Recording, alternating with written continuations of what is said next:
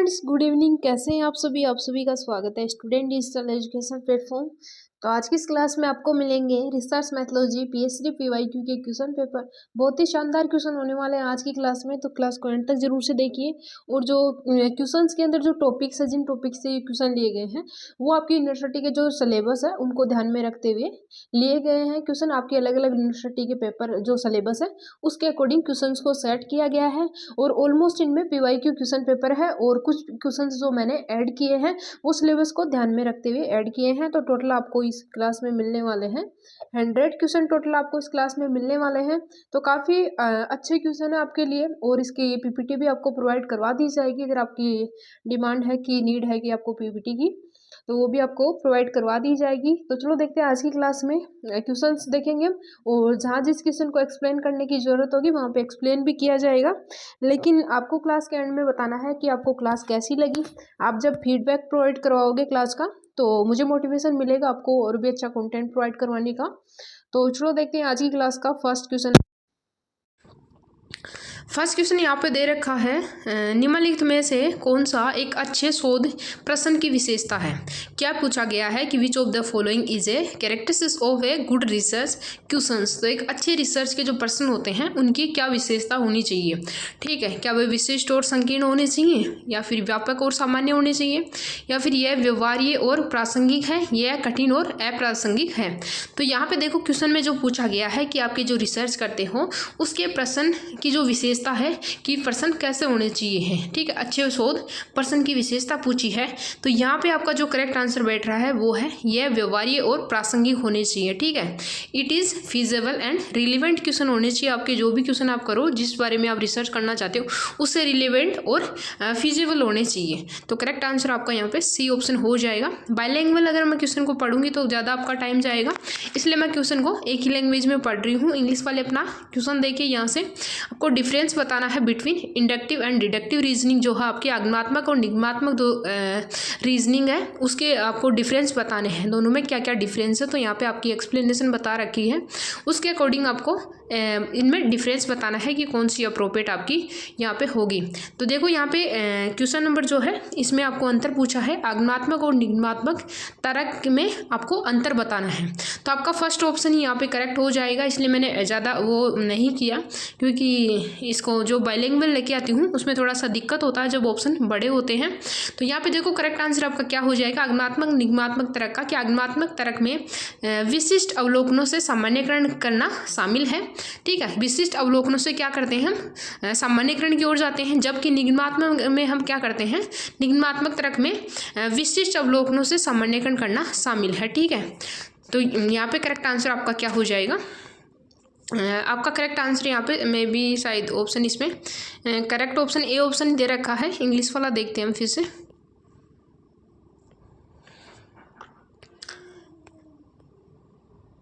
Inductive reasoning involves making generalization from specific observation, while deductive reasoning involves making specific prediction for general principles. तो correct answer आपका A option यहाँ पे हो जाएगा। Next question आपका है question number third number question में क्या पूछा गया है कि निम्नलिखित में से निम्नलिखित डेटा सेट का माध्य क्या होगा। आपको माध्य बताना है, आपकी सीरीज दे रखी है, इस सीरीज में आपका माध्य कौन सा होगा। तो यहाँ पे आप माध्य कैलकुलेट करेंगे तो यहाँ पे 3 नंबर क्वेश्चन में करेक्ट आंसर आपका 6 हो जाएगा। 6 आपका यहाँ पे माध्य है। ठीक है, तो करेक्ट आंसर आपका क्या है, 6 यहाँ पे हो जाएगा, बी ऑप्शन सही है।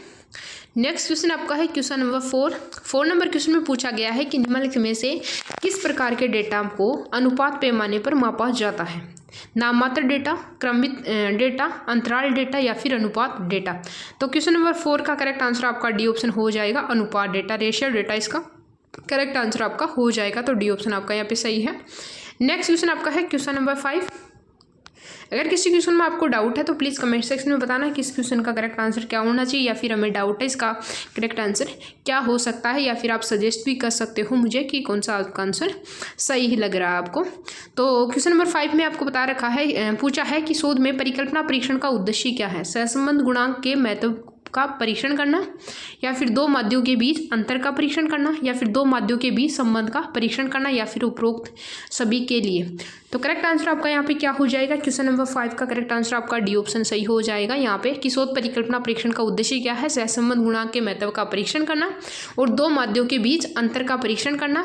और फोर्थ ऑप्शन आपका सी ऑप्शन है यहाँ पे कि दो माध्यों के बीच संबंध का परीक्षण करना। तो उपरोक्त सभी आपका सही हो जाएगा। यहाँ पे डी ऑप्शन आपका करेक्ट है। नेक्स्ट क्वेश्चन यहाँ पे है क्वेश्चन नंबर 6 में पूछा गया है कि शोध डिजाइन का प्राथमिक उद्देश्य क्या है? जो रिसर्च डिजाइन है इसका प्राइमरी पर्पज क्या है? तो ये पूछा गया है। तो यहाँ पे पूछा है कि शोध पद्धति की रूपरेखा तैयार करना है, या फिर बी ऑप्शन है कि शोध निष्कर्षों की रूपरेखा तैयार करना, सी ऑप्शन आपका है कि शोध निहितार्थों की रूपरेखा तैयार करना, या फिर शोध की रूपरेखा तैयार करना। तो शोध डिजाइन का प्राथमिक उद्देश्य क्या है? इसका करेक्ट आंसर आपका यहाँ पे हो जाएगा ए ऑप्शन, शोध पद्धति की रूपरेखा तैयार करना ही आपका क्या है? शोध डिजाइन कहलाता है कि आप शोध किस प्रकार से करोगे।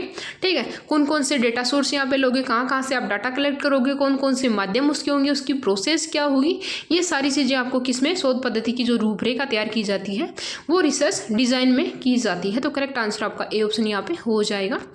नेक्स्ट क्वेश्चन आपका है क्वेश्चन नंबर 7। क्वेश्चन नंबर 7 में पूछा गया है कि निम्नलिखित में से कौन सा शोध डिजाइन कारण और प्रभाव संबंधों का अध्ययन करने के लिए उपयुक्त है? प्रायोगिक डिजाइन, अर्थ प्रायोगिक डिजाइन, प्रयोगात्मक डिजाइन, या फिर सर्वेक्षण डिजाइन, या फिर केस स्टडी डिजाइन। तो क्वेश्चन नंबर 7 में जो पूछा गया है कि निम्नलिखित में से कौन सा शोध डिजाइन कारण और प्रभाव संबंधों का अध्ययन करने के लिए उपयुक्त है?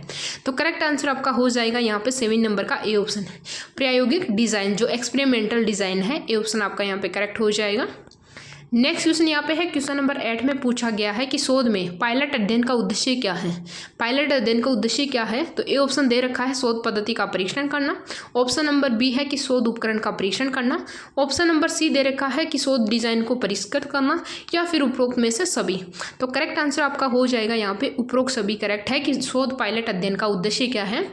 शोध पद्धति का भी परीक्षण करना है, शोध उपकरण का परीक्षण करना है, शोध डिजाइन को परिष्कृत करना है। ठीक है, तो करेक्ट आंसर आपका यहाँ पे डी ऑप्शन सही हो जाएगा। नेक्स्ट क्वेश्चन है क्वेश्चन नंबर 9 नंबर क्वेश्चन में पूछा गया है कि शोध के संदर्भ में डेटाबेस क्या है? ठीक है, what is the database in the context of research? कच्चे डेटा का संग्रह करना, विश्लेषण डेटा का संग्रहण करना, संगठित डेटा का संग्रहण करना, या फिर असंगठित डेटा का संग्रहण करना। तो करेक्ट आंसर आपका क्या हो जाएगा? क्वेश्चन नंबर 9 का सी ऑप्शन आपका सही है कि संगठित डेटा का संग्रहण करना आपका क्या है? शोध संदर्भ का डेटाबेस कहलाता है। तो सी ऑप्शन आपका यहाँ पे सही हो जाएगा। नेक्स्ट क्वेश्चन आपका है क्वेश्चन नंबर 10। इंग्लिश और हिंदी वाले दोनों क्वेश्चन आप भी पढ़िए और आंसर देने की कोशिश करिए। कमेंट सेक्शन में मेरे को बताइए कि कौन से आंसर का करेक्ट ऑप्शन क्या है।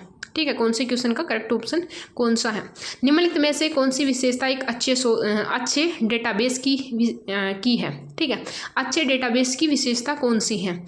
यह उपयोगकर्ता के अनुकूल है, यह सुरक्षित है, यह स्केलेबल है, या फिर उपरोक्त सभी।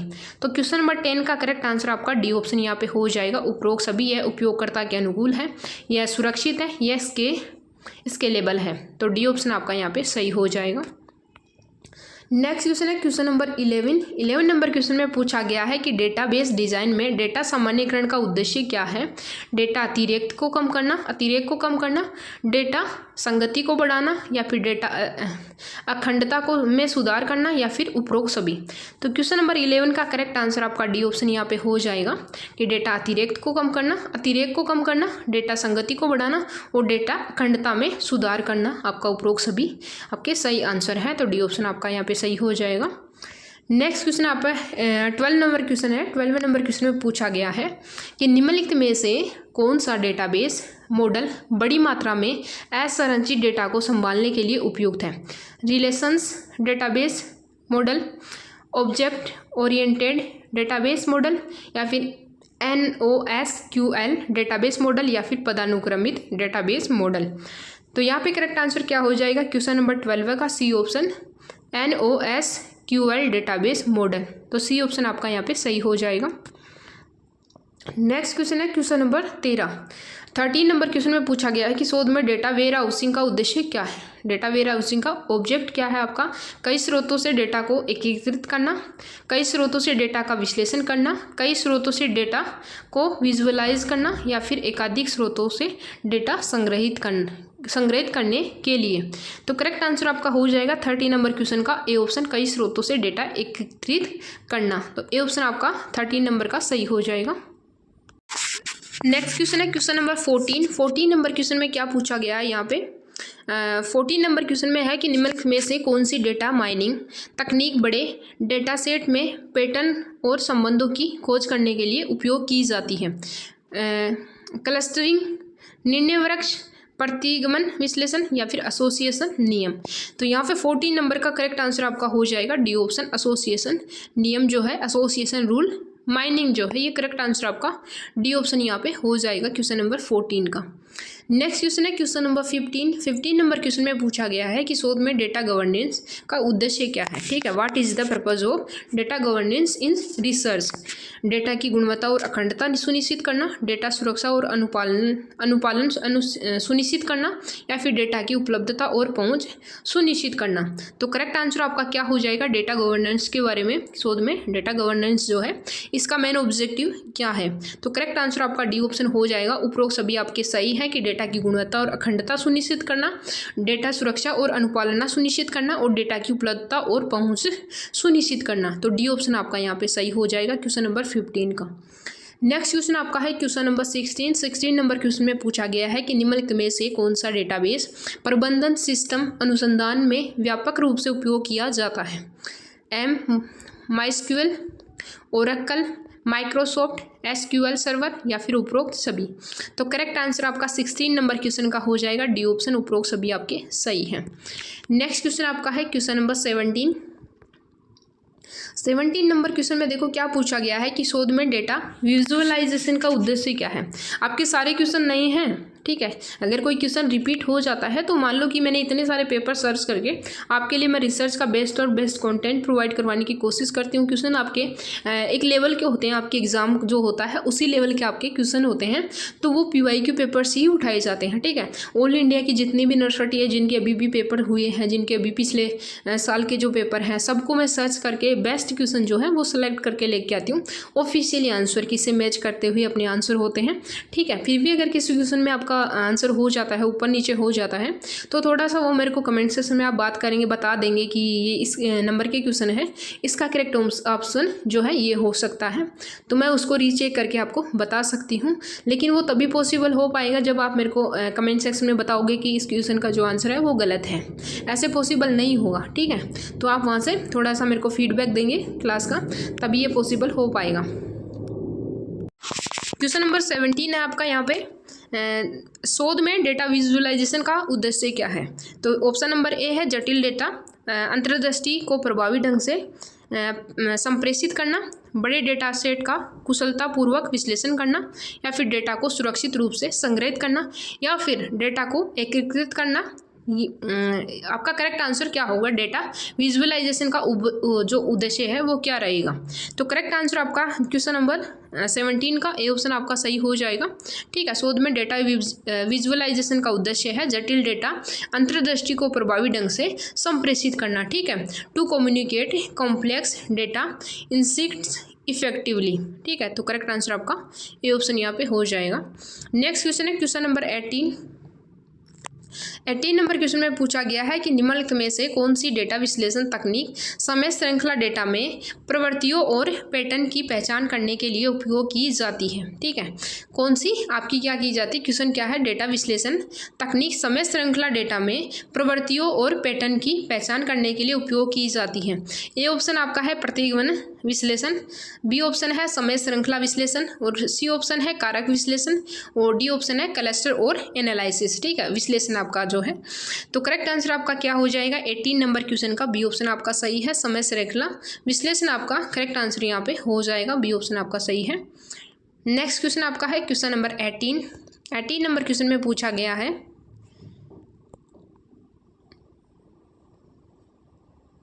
18 नंबर हो चुका, क्वेश्चन नंबर 19 है। 19 नंबर क्वेश्चन में पूछा गया है माध्य मध्यिका और बहुलक है। तो क्या है माध्य मध्यिका बहुलक क्या है?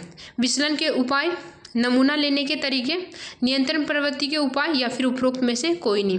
तो करेक्ट आंसर आपको बताना है कि जो माध्य, माध्यिका और बहुलक जो होता है, मीन, मीडियन एंड मोड जो है वो क्या है, एक्चुअल में उसको किस प्रकार से हम बता सकते हैं कि ये तीनों किसके मान हैं, ठीक है, या फिर कोई कौन से उपाय हैं, विचलन के उपाय हैं, या फिर नमूना लेने के तरीके हैं, या फिर नियंत्रण जो प्रवृत्ति है उसके उपाय हैं।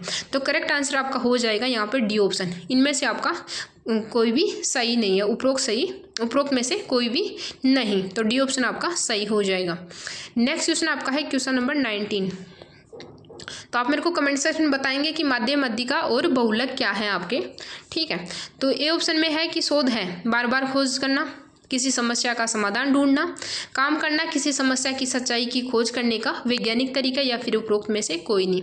तो क्वेश्चन नंबर जो 20 है इसमें आपको शोध के बारे में पूछा है। शोध की परिभाषा आप कह सकते हो, या फिर शोध का अर्थ कह सकते हो, या फिर हम कह सकते हैं कि शोध एक्चुअल में है क्या। तो यहाँ पे करेक्ट आंसर आपका हो जाएगा अकॉर्डिंग टू क्वेश्चन कि काम करना किसी समस्या की सच्चाई को खोज करने का वैज्ञानिक तरीका है, कि working is a scientific way to search for truth of any problem. कोई भी समस्या है जिसकी जो सच्चाई है कि ये प्रॉब्लम है, तो ये प्रॉब्लम कहाँ से आई, क्यों आई और क्यों हो रही है, इसका सॉल्यूशन क्या है, इन सब चीज़ों का ही समाधान ढूंढना क्या है, आपको शोध कहलाता है। तो सी ऑप्शन आपका यहाँ पे सही हो जाएगा। नेक्स्ट क्वेश्चन है क्वेश्चन नंबर 21 नंबर क्वेश्चन में पूछा गया है कि शोध प्रक्रिया शुरू करने में निम्नलिखित में से कौन सा पहला कदम है। जब हम रिसर्च करते हैं तो रिसर्च की पूरी एक प्रोसीजर होती है, प्रक्रिया होती है, जो प्रोसेस होती है, स्टेप्स होती है, ठीक है, उनके माध्यम से हम क्या करते हैं, रिसर्च करते हैं, चरणों को फॉलो करके एक एक स्टेप बाय स्टेप रिसर्च किया जाता है। ऐसा नहीं डायरेक्ट आप निष्कर्ष पे पहुंच जाओगे, कंक्लूजन दे दोगे, ठीक है, रिपोर्ट लिख दोगे, ठीक है। तो सारी एक प्रोसेस को फॉलो करके आपको रिसर्च करना होगा। तो उसमें आपकी फर्स्ट जो स्टेप है वो क्या रहेगी, क्या ए ऑप्शन सही है आपका कि समस्या पता लगाने के लिए सूचना और स्रोतों की खोज करना। नंबर बी है कि संबंधित साहित्य का सर्वेक्षण करना, या फिर सी ऑप्शन है कि समस्या की पहचान करना, या फिर डी ऑप्शन है कि searching for solution to the problem. तो करेक्ट आंसर आपका क्या हो जाएगा, 21 का करेक्ट आंसर है कि संबंधित साहित्य का सर्वेक्षण करना, ठीक है। तो बी ऑप्शन आपका यहाँ पे सही हो जाएगा, सी ऑप्शन आपका यहाँ पे सही हो जाएगा। क्वेश्चन नंबर 21 का करेक्ट आंसर है कि सबसे पहले हम पता लगाएंगे कि एक्चुअल में समस्या क्या है, ठीक है, आइडेंटिफिकेशन ऑफ प्रॉब्लम। तो सी ऑप्शन आपका यहाँ पे सही हो जाएगा। नेक्स्ट क्वेश्चन है क्वेश्चन नंबर 22 नंबर क्वेश्चन में पूछा गया है कि एक सामान्य परीक्षण साक्षात्कार अनुसंधान में अधिक प्राथमिकता की आवश्यकता होती है, विश्वसनीयता की, प्रयोज्यता की, वस्तुनिष्ठता की, या फिर उपरोक्त सभी। तो 22 नंबर क्वेश्चन है, इसका करेक्ट आंसर आपका हो जाएगा यहाँ पर डी ऑप्शन, ठीक है। क्वेश्चन में क्या पूछा गया, एक सामान्य परीक्षण साक्षात्कार अनुसंधान में अधिक प्राथमिकता की आवश्यकता होती है, विश्वसनीयता की, प्रयोज्यता की और वस्तुनिष्ठता की, ठीक है, रिलायबिलिटी, यूजेबिलिटी और ऑब्जेक्टिविटी। तो करेक्ट आंसर आपका हो जाएगा D option, all of the above correct है। नेक्स्ट क्वेश्चन आपका है क्वेश्चन नंबर 23 नंबर क्वेश्चन में पूछा गया है कि अनुसंधान, क्रियात्मक जो अनुसंधान है उसका अर्थ क्या है। एक्शन रिसर्च मीन्स एक अनुदैर्ध्य अनुसंधान, ठीक है, ए अनुप्रयुक्त अनुसंधान, ए तात्कालिक समस्या को हल करने के लिए शुरू किया गया अनुसंधान, या फिर सामाजिक आर्थिक उद्देश्यों वाला अनुसंधान। तो 23 नंबर जो क्वेश्चन है इसका करेक्ट आंसर आपका हो जाएगा सी ऑप्शन, एक तात्कालिक समस्या को हल करने के लिए शुरू किया गया अनुसंधान आपका क्या है, एक्शन रिसर्च। जब भी शिक्षण के दौरान या फिर विद्यालय को लेके पूछा जाए कि विद्यालय में इस प्रकार की समस्या थी, ठीक है, तो उसको सोल्व करने के लिए एग्जाम्पल आपको इस पास में दिए हुए रहते हैं कि इस प्रकार की समस्या थी, ठीक है, एक विद्यालय में बच्चों को समझ में नहीं आ रहा था, या फिर पोषाहार से संबंधित हो सकता है, या फिर अध्यापक से संबंधित हो सकता है। तो उसको हम किस प्रकार से सोल्व कर सकते हैं, कौन सा माध्यम उसको ले सकते हैं, ठीक है, उसको समस्या समाधान का कौन सा मेथड वहाँ पे यूज किया जाएगा। तो वहाँ पे आपका क्रियात्मक अनुसंधान आएगा, ठीक है, जो भी तत्काल समस्याएं होती हैं उनको सोल्व करने के लिए एक्शन रिसर्च का प्रयोग किया जाता है। तो सी ऑप्शन आपका यहाँ पे सही है। नेक्स्ट क्वेश्चन है क्वेश्चन नंबर 24 नंबर क्वेश्चन में पूछा गया है कि वह तर्क जिसमें हम कुछ विशेष कथनों से शुरू करते हैं और एक सार्वभौमिक कथन के साथ निष्कर्ष निकालते हैं कहलाता है। निगमात्मक तर्क, आगमनात्मक तर्क, असामान्य तर्क, या फिर पारलौकिक तर्क। तो क्वेश्चन नंबर 24 का करेक्ट आंसर बी ऑप्शन है, आगमनात्मक तर्क जो है, इंडक्टिव रीजनिंग आपका सही हो जाएगा, बी ऑप्शन। नेक्स्ट क्वेश्चन है क्वेश्चन नंबर 25 नंबर क्वेश्चन में पूछा गया है कि निम्नलिखित में से कौन से चर को मात्रात्मक रूप से व्यक्त नहीं किया जा सकता। सामाजिक आर्थिक स्थिति, वैवाहिक स्थिति, संख्यात्मक योग्यता एंड दृष्टिकोण, व्यावसायिक दृष्टिकोण है। तो करेक्ट आंसर आपका 25 का क्या हो जाएगा, सी ऑप्शन हो जाएगा। संख्यात्मक योग्यता जो है ये आपको क्या हो, चर को मात्रात्मक रूप में व्यक्त नहीं किया जा सकता। ठीक है, तो करेक्ट आंसर आपका सी ऑप्शन यहाँ पे हो जाएगा।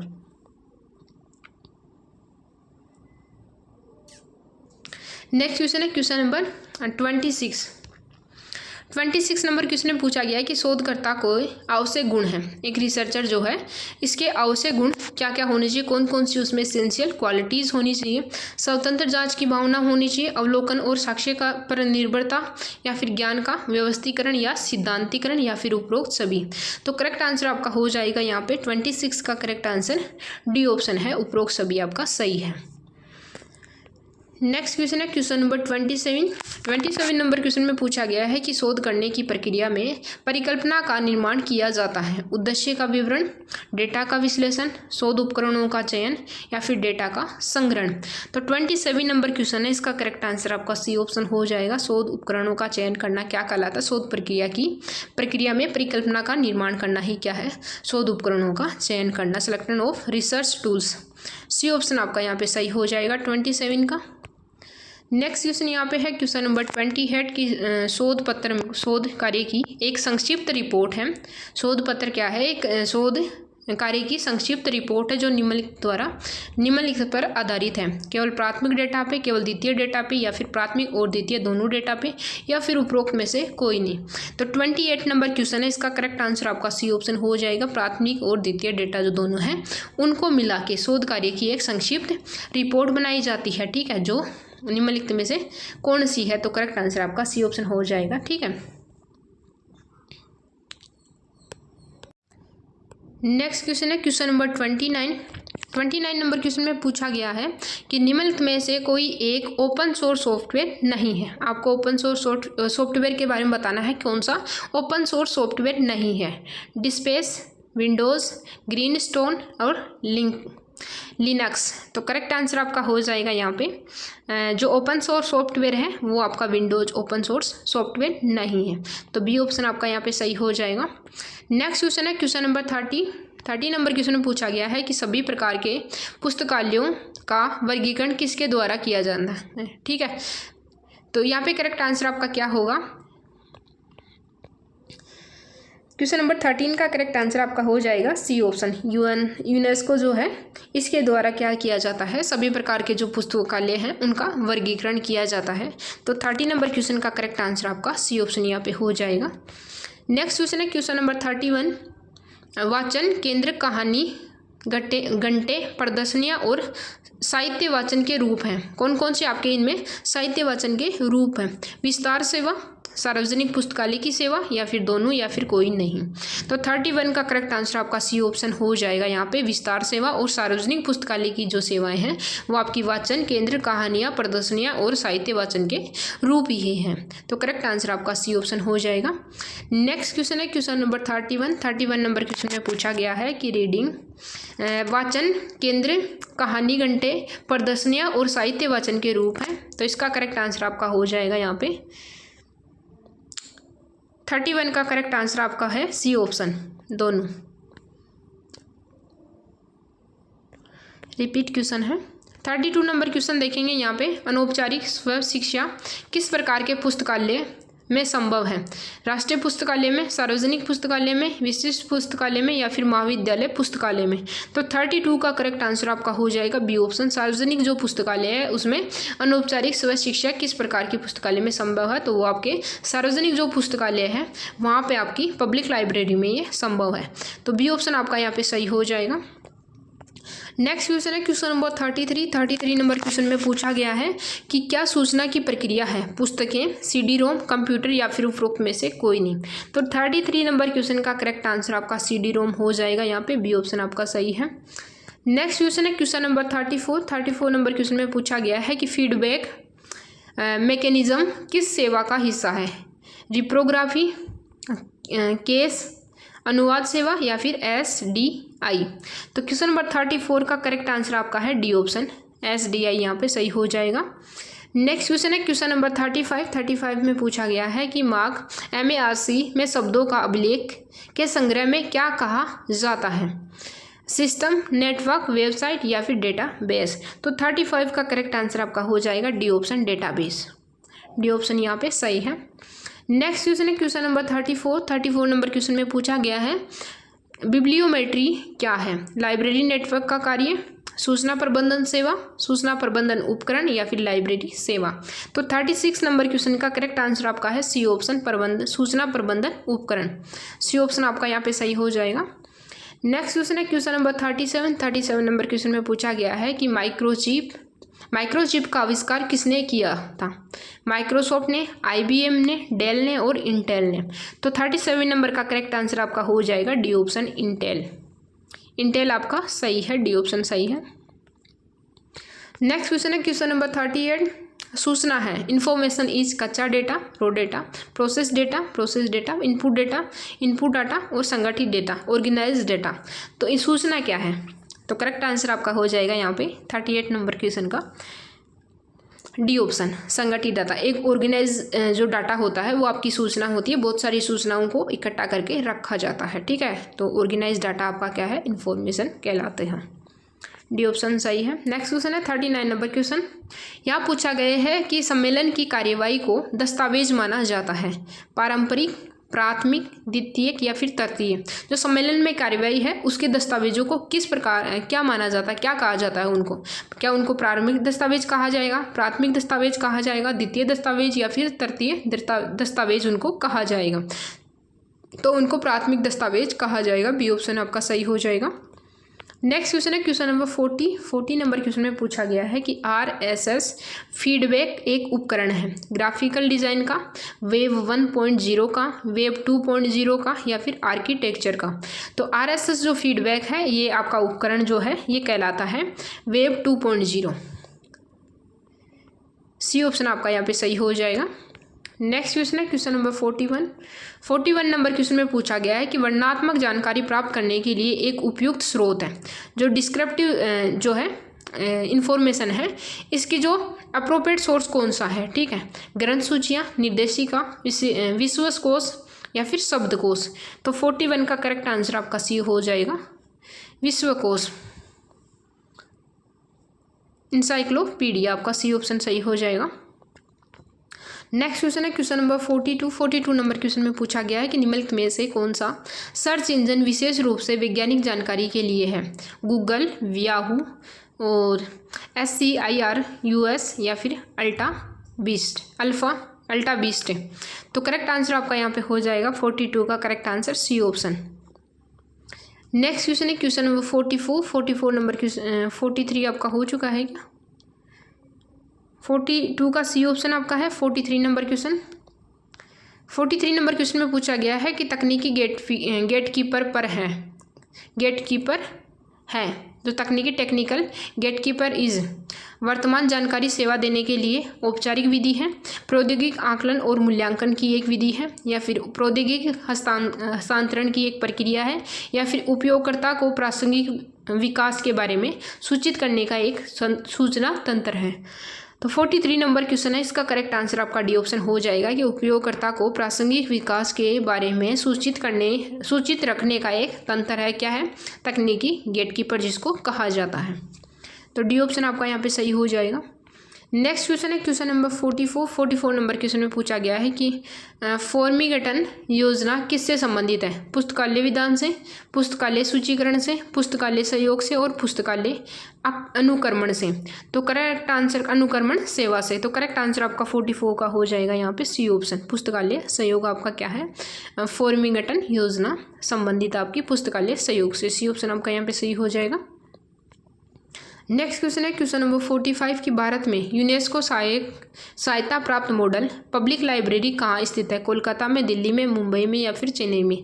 तो इसका करेक्ट आंसर क्या होगा आप मुझे कमेंट सेक्शन में बताएंगे। इसका करेक्ट आंसर बी ऑप्शन है, यहाँ पे डी लिखा गया लेकिन दिल्ली में ये स्थित है। यूनेस्को द्वारा प्राप्त मॉडल पब्लिक लाइब्रेरी दिल्ली में आपकी स्थापित की गई है। तो बी ऑप्शन आपका यहाँ पे सही हो जाएगा, सेकंड ऑप्शन। नेक्स्ट क्वेश्चन है क्वेश्चन नंबर 46 नंबर क्वेश्चन में पूछा गया है कि विषम को चिन्हित करें। आपके पास 4 ऑप्शन है, इनमें से 3 समान है और 1 विषम है। गाय बछड़ा सिद्धांत, प्रसारण का सिद्धांत, दीवार चित्र सिद्धांत या फिर संपूर्ण अंग सिद्धांत। तो यहाँ पे जो विषम है आपका वो है बी ऑप्शन, प्रसारण का सिद्धांत जो है ये आपका प्रिंसिपल ऑफ ऑस्मोसिस। तो करेक्ट आंसर आपका बी ऑप्शन हो जाएगा। नेक्स्ट क्वेश्चन है क्वेश्चन नंबर 47 नंबर क्वेश्चन में पूछा गया है कि सेल्फ सूची सुविधा प्रदान करती है। सेल्फ सूची सुविधा जो है वो प्रदान करती है वर्गीकरण में, निराई में, स्टॉक सत्यापन में या फिर दस्तावेजीकरण में। तो 47 का करेक्ट आंसर आपका यहाँ पे हो जाएगा सी ऑप्शन। स्टॉक सत्यापन में आपकी सेल्फ सूची जो सुविधा है ये प्रदान करती है स्टॉक सत्यापन में। सी ऑप्शन आपका सही हो जाएगा। नेक्स्ट क्वेश्चन है क्वेश्चन नंबर 48 प्रश्न वाली 1 है। शोध विधि, मापन तकनीक, डेटा संग्रहण के उपकरण या फिर डेटा विश्लेषण तकनीक है। तो 48 का करेक्ट आंसर आपका हो जाएगा सी ऑप्शन, डेटा संग्रहण के लिए उपकरण है। तो सी ऑप्शन सही हो जाएगा। नेक्स्ट क्वेश्चन है क्वेश्चन नंबर 49 नंबर क्वेश्चन में पूछा गया है कि किसी कर्मचारी का आवधिक मूल्यांकन किसके माध्यम से किया जाता है। जॉब रोटेशन के माध्यम से, प्रदर्शन मूल्यांकन के माध्यम से, रिफ्रेशर के कोर्स के माध्यम से या फिर कार्य मार्गदर्शिका के माध्यम से। 49 नंबर क्वेश्चन का करेक्ट आंसर आपका बी ऑप्शन हो जाएगा। प्रदर्शन मूल्यांकन के माध्यम से हम क्या करेंगे, किसी कर्मचारी का आवधिक मूल्यांकन किया जा सकता है। प्रदर्शन मूल्यांकन से जो परफॉर्मेंस अप्रेजल जो होता है, बी ऑप्शन आपका यहाँ पे सही हो जाएगा। नेक्स्ट क्वेश्चन है क्वेश्चन नंबर 50 नंबर क्वेश्चन में पूछा गया है कि नियंत्रण समूह है एक शब्द है जिसका प्रयोग किस में किया जाता है। सर्वेक्षण अनुसंधान में, ऐतिहासिक अनुसंधान में, प्रायोगिक अनुसंधान में या फिर वर्णनात्मक अनुसंधान में। 50 नंबर क्वेश्चन का यहाँ पे करेक्ट आंसर आपका सी ऑप्शन हो जाएगा, प्रायोगिक अनुसंधान, एक्सपेरिमेंटल रिसर्च। सी ऑप्शन आपका यहाँ पे सही हो जाएगा 50 नंबर क्वेश्चन का। नेक्स्ट क्वेश्चन है क्वेश्चन नंबर 51 नंबर क्वेश्चन में पूछा गया है कि सूचना पुनः प्राप्ति में शोर का कारण है परिशुद्धता, स्मरण, प्रासंगिक सूचना या फिर अनावश्यक सूचना। तो सूचना पुनः प्राप्ति में शोर जो नॉइज होती है उसका क्या कारण है, ठीक है। तो क्वेश्चन जो पूछा गया है उसका करेक्ट आंसर आपका हो जाएगा डी ऑप्शन, अनावश्यक सूचना जो है वो आपका हो जाएगा डी ऑप्शन सही है। नेक्स्ट क्वेश्चन है क्वेश्चन नंबर 52 नंबर क्वेश्चन में पूछा गया है कि ISBD जो है, ISBD जो है और कैटलॉगिंग कोड के बीच का संबंध क्या है, ठीक है। ISBD और कैटलॉग जो कोड है, कैटलॉगिंग जो कोड है उसके बीच में संबंध आपको रिलेशन बताना है कि इनके बीच में क्या रिलेशनशिप है। वे बिल्कुल भी संबंधित नहीं है। कैटलॉगिंग कोड में ग्रंथ सूची विवरण शामिल है या फिर ISBD जो है में कैटलॉगिंग नियम शामिल है या फिर ISBD can replace cataloguing rules है। तो यहाँ पे करेक्ट आंसर नियमों की, कैटलॉगिंग नियमों की जगह ले सकता है, ठीक है। तो करेक्ट आंसर आपका क्या हो जाएगा, 52 का करेक्ट आंसर बी ऑप्शन आपका हो जाएगा कि कैटलॉगिंग कोड में ग्रंथ सूची विवरण शामिल होगा, ठीक है। ये इन दोनों के बीच में, कैटलॉगिंग कोड में ग्रंथ सूची विवरण शामिल होगा, ये इनके बीच में संबंध आपका हो जाएगा, ठीक है। तो बी ऑप्शन आपका यहाँ पे सही हो जाएगा क्वेश्चन नंबर 52 का। थोड़ा सा लैंग्वेज में टफ हो गया है क्योंकि हिंदी लैंग्वेज थोड़ा सा टफ है। यहाँ पे जो क्वेश्चन के अकॉर्डिंग आपके ऑप्शन हैं वो थोड़ा सा लैंग्वेज टफ हो गई यहाँ पे, तो आप बी ऑप्शन यहाँ पे इसका करेक्ट कर लेना। नेक्स्ट क्वेश्चन है क्वेश्चन नंबर 53 नंबर क्वेश्चन पूछा गया है कि वेब 2.0 एप्लीकेशन में टैगिंग को कहा जाता है टेक्सोनोमी, फ्लेक्सोनोमी या फिर सिंडिकेशन या फिर डायरेक्टरी। तो 53 नंबर क्वेश्चन है, इसका करेक्ट आंसर आपका बी ऑप्शन हो जाएगा फ्लेक्सोनोमी, यहाँ पे फोलेक्सोनोमी, बी ऑप्शन आपका यहाँ पे सही हो जाएगा क्वेश्चन नंबर 53 का। क्वेश्चन नंबर 54 है कि आगमनात्मक तर्क आगे बढ़ता है। इंडक्टिव लॉजिक प्रोसीड फ्रॉम सामान्य से सामान्य की ओर, विशेष से सामान्य की ओर, सामान्य से विशेष की ओर या फिर विशेष से विशेष की ओर। तो 54 नंबर आपके पूछा गया इंडक्टिव लॉजिक, इंडक्टिव रीजनिंग के बारे में यहाँ पे पूछा गया है। तो करेक्ट आंसर आपका हो जाएगा यहाँ पे बी ऑप्शन, विशेष से सामान्य की ओर हम चलते हैं, ठीक है। तो करेक्ट आंसर बी ऑप्शन यहाँ पे हो जाएगा, ठीक है, उदाहरण से नियम की ओर। तो करेक्ट आंसर विशेष से सामान्य की ओर, यहाँ पे बी ऑप्शन आपका सही हो जाएगा, particular to general. Next question है क्वेश्चन नंबर 55 नंबर क्वेश्चन में पूछा गया है कि निम्नलिखित में से कौन सा ग्राफिक प्रतिनिधित्व नहीं है, pie chart, bar chart, table या फिर हिस्टोग्राम। तो 53 नंबर क्वेश्चन है, इसका करेक्ट आंसर आपका सी ऑप्शन हो जाएगा। टेबल आपका क्या है, ग्राफिक प्रतिनिधित्व नहीं करती टेबल, तो सी ऑप्शन आपका सही हो जाएगा। नेक्स्ट क्वेश्चन है क्वेश्चन नंबर 56 नंबर क्वेश्चन में पूछा गया है कि दुनिया का सबसे पुराना और सबसे बड़ा पुस्तकालय संघ है, ALA, ला या फिर IFLA या फिर IASLIC। तो करेक्ट आंसर 56 नंबर क्वेश्चन का आपका हो जाएगा ए ऑप्शन, ALA आपका जो है ये सबसे दुनिया का सबसे पुराना और सबसे बड़ा पुस्तकालय संघ है। ए ऑप्शन आपका यहाँ पे सही हो जाएगा। लाइब्रेरी से एक क्वेश्चन तो आपका पूछा ही जाता है, ठीक है। तो ये आप जितनी भी लाइब्रेरीज हैं आपके, ठीक है, उनके बारे में आप पढ़ लेना एक बार। 57 नंबर क्वेश्चन है कि निम्नलिखित में से कौन सा बौद्धिक संपदा अधिकारों के अंतर्गत नहीं होता, ठीक है, कॉपीराइट, पेटेंट और ट्रेडमार्क या फिर थीसोरस। तो करेक्ट आंसर आपका हो जाएगा 57 का डी ऑप्शन। थीसोरस आपका क्या है, बौद्धिक संपदा अधिकारों के अंतर्गत नहीं आता। बाकी कॉपीराइट, पेटेंट और ट्रेडमार्क ये तीनों आपके बौद्धिक संपदा अधिकारों में आता है। ये क्वेश्चन आपको समझने में आ रहा होगा कि ये कॉमर्स जो है वहाँ से एक क्वेश्चन उठाया गया है, ठीक है। ये जो पेपर था वो कॉमर्स फैकल्टी का था, जो रिसर्च के क्वेश्चन है, तो उनमें से ये क्वेश्चन कॉमर्स वाली फैकल्टी का था, तो इसमें शामिल किया गया था रिसर्च मैथोलॉजी में। ऑन्टोलॉजी है, ऑन्टोलॉजी एक अनुक्रमण विधि, इंटरनेट आधारित दस्तावेजों का वर्गीकरण या फिर इंटरनेट आधारित दस्तावेजों की सूची बनाएं या फिर प्रलेखन सेवा। तो 58 नंबर क्वेश्चन है, इसका करेक्ट आंसर आपका बी ऑप्शन हो जाएगा। इंटरनेट आधारित दस्तावेजों का वर्गीकरण करना आपका ऑन्टोलॉजी कहलाता है, ठीक है। बी ऑप्शन यहाँ पे सही हो जाएगा। नेक्स्ट क्वेश्चन है क्वेश्चन नंबर 59 नंबर क्वेश्चन में पूछा गया है कि उच्च स्तरीय भाषा है, डिस्क स्थान पर निर्भर है, OS पर निर्भर है, मशीन पर निर्भर है या फिर मशीन पर निर्भर है, ठीक है। ये मशीन पर निर्भर नहीं है, ठीक है। यहाँ पे देखो इंग्लिश में मशीन इंडिपेंडेंट, मशीन डिपेंडेंट। तो करेक्ट आंसर आपका क्या हो जाएगा, उच्च स्तरीय जो भाषा है वो आपका सी ऑप्शन हो जाएगा। ये मशीन के ऊपर इंडिपेंडेंट है, तो करेक्ट आंसर आपका सी हो जाएगा, निर्भर है। यहाँ पे मशीन पर निर्भर नहीं है, ऐसा आएगा। तो यहाँ पे सी ऑप्शन आपका सही हो जाएगा 59 में। नेक्स्ट क्वेश्चन है क्वेश्चन नंबर 60 नंबर क्वेश्चन पूछा गया है कि प्राप्तकर्ता की प्रतिक्रिया को प्रेषक तक वापस भेजने को के रूप में जाना जाता है, शोर, प्रतिक्रिया, माध्यम या फिर स्रोत। तो 60 नंबर क्वेश्चन का करेक्ट आंसर आपका बी ऑप्शन यहाँ पे हो जाएगा। प्रतिक्रिया आपकी क्या है, प्रेषक तक वापस भेजा जाता है। प्रेषक अगर कोई मैसेज भेज रहा है, उसके बाद में उस मैसेज को क्या करना है, फीडबैक के तौर पर। जैसे सबसे पहले क्या होता है, एक मैसेज भेजने की प्रोसेस में सबसे पहले आपका प्रेषक होता है, ठीक है। फिर उनके पास में संदेश होता है, संदेश के बाद में वो चैनल लेते हैं जिस माध्यम से वो सूचना भेजना चाहते हैं। फिर वहाँ पे रिसीवर होता है जो मैसेज को रिसीव करता है, फिर वो रिसीव करके उसका एनकोडिंग करता है मैसेज की, फिर उसकी प्रतिक्रिया लास्ट में दी जाती है। तो वो प्रतिक्रिया किसके पास में जाएगी, सेंडर के पास में जाएगी, जिसने वो सूचना प्रसारित की है, जिसने वो सूचना आगे बढ़ाई है, ठीक है। तो करेक्ट आंसर आपका हो जाएगा यहाँ पे बी ऑप्शन। 60 नंबर क्वेश्चन का करेक्ट आंसर बी ऑप्शन यहाँ पे हो जाएगा। नेक्स्ट क्वेश्चन आपका है क्वेश्चन नंबर 60।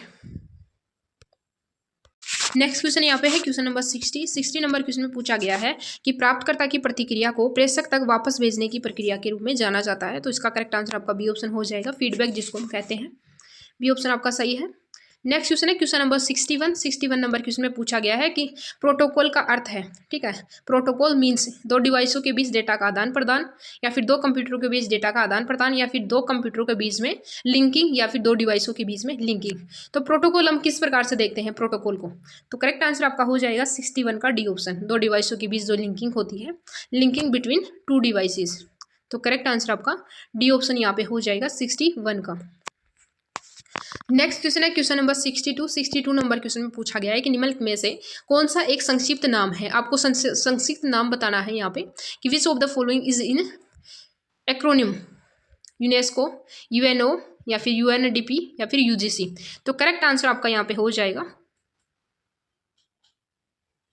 62 नंबर का करेक्ट आंसर आपका ए ऑप्शन यहाँ पे हो जाएगा, यूनेस्को।